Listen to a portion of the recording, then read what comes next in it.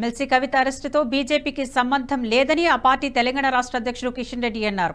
మాజీ ఎమ్మెల్యే ఆరూరి రమేష్ బీజేపీలో చేరిన సందర్భంగా కిషన్ రెడ్డి మీడియాతో మాట్లాడుతూ కవిత పిఏలు బినామీలు అప్రూవర్గా మారి మద్యం కుంభకోణం కేసుల వివరాలు ఇస్తున్నారని తెలిపారు. అవినీతి పరులు ఎవరైనా వదిలే ప్రసక్తే లేదని కోర్టు తీర్పుకు కట్టుబడి ఉంటామని అన్నారు. బినామీలతో మద్యం వ్యాపారాలు చేసి బీజేపీపై విమర్శలు ఎలా చేస్తారని ప్రశ్నించారు. ఈడీ స్వతంత్ర సంస్థ అని కేసులకు సంబంధించిన సాక్ష్యాధారాలు పరిశీలించాకే ఈడీ చర్యలు తీసుకుంటుందని స్పష్టం చేశారు. హైదరాబాద్లో అసదుద్దీన్ ఓవైసీపై బీజేపీ గెలుస్తుందని ధీమా వ్యక్తం చేశారు. కాంగ్రెస్ హామీలు ఫ్లెక్సీల వరకే అమలవుతున్నాయని విమర్శించారు.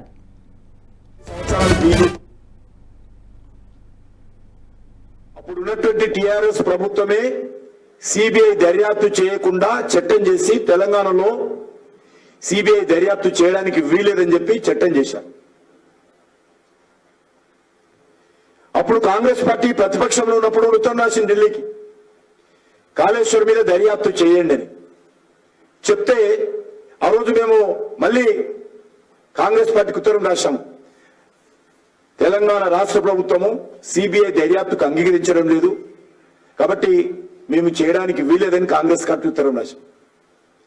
ఈ రోజు 100 సంవత్సరాలు అయింది కదా, సిబిఐ దర్యాప్తు చేయాలని 100 రోజులు అయింది కదా.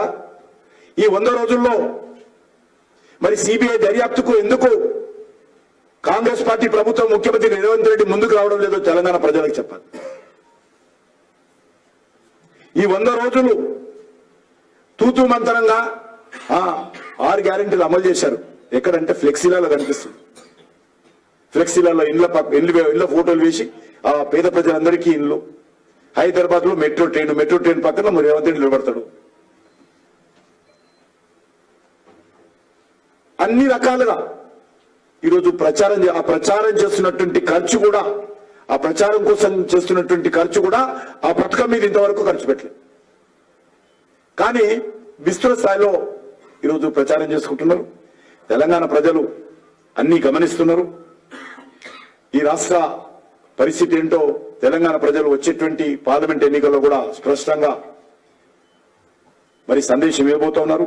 కాబట్టి నేను మరొకసారి మనవి చేస్తా ఉన్నాను. రాష్ట్రంలో ఉన్నటువంటి విద్యావంతులు, మేధావులు, బడుగు బలైన వర్గాల ప్రజలు భారతీయ జనతా పార్టీలో చేరాల్సిందిగా ఆహ్వానం పలుకుతా ఉన్నారు. ఈ వీడియో మీకు నచ్చినట్టయితే లైక్ చేయండి, 10 మందికి షేర్ చేయండి. అలాగే కామెంట్ల రూపంలో మీ అభిప్రాయాలను మాతో పంచుకోండి. Nationalist hub group of channels ను సబ్స్క్రైబ్ చేసుకుని తెలుగునాట జాతీయవాద జర్నలిజాన్ని ప్రోత్సహించండి. ఈ వీడియో కింద ఉన్న బెల్ ఐకాన్ పై క్లిక్ చేయడం మర్చిపోవద్దు.